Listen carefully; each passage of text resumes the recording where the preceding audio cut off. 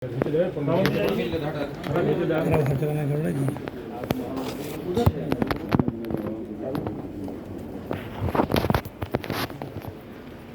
साथ में खींचे था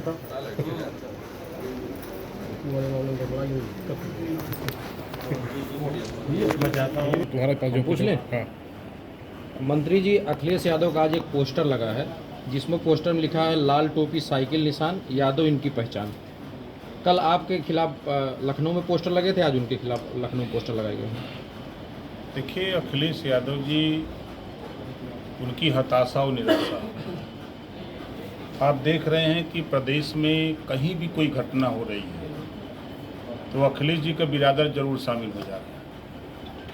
अभी आप देखिए, इतना बड़ा मुद्दा उठाए अखिलेश यादव जी कि मंदिर में चोरी हो गई, और चोरी में सबसे पहले नाम आया टिन्नू यादव का,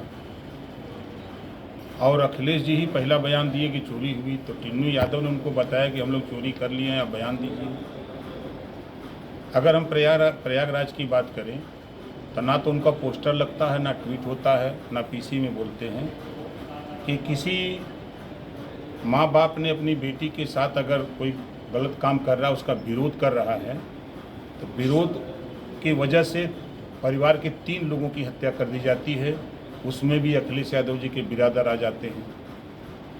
अगर हम कौशाम्बी की बात करें, पाल की बेटी के साथ समाजवादी पार्टी के अखिलेश जी के बिरादर 4 लोग रेप करते हैं, उसकी हत्या कर देते हैं, उस पर ना उनका ट्वीट आता है, ना पोस्टर लगता है।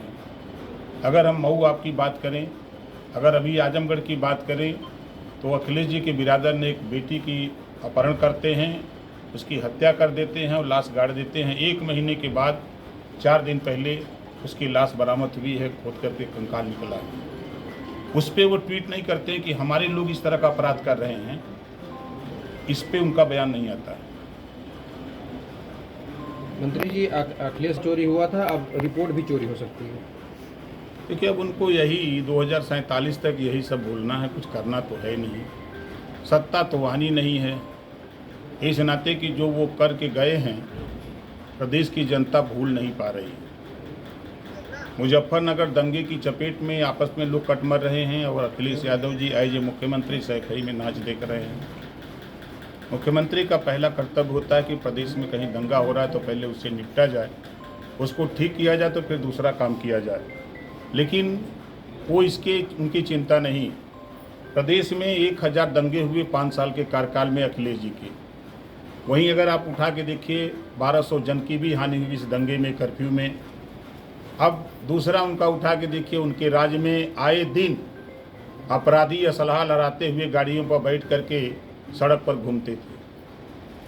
तो वो वही राज चाहते हैं, गुंडा राज चाहते हैं, माफिया राज चाहते हैं, दंगा प्रदेश में हो। अगर वो यही चाहते हैं तो उनकी मंशा यही है, लेकिन प्रदेश की जनता की मंशा है कि जो आज के तारीख में योगी आदित्यनाथ जी की सरकार है, ना तो कोई अपराधी असलहा लहराते हुए सड़क पर कहीं दिखाई दे रहा है, 9 साल के ऊपर हो गया, ना कहीं दंगा हो रहा है, ना कहीं कर्फ्यू लगा, ना किसी दंगे और कर्फ्यू में किसी जन की हानि हुई।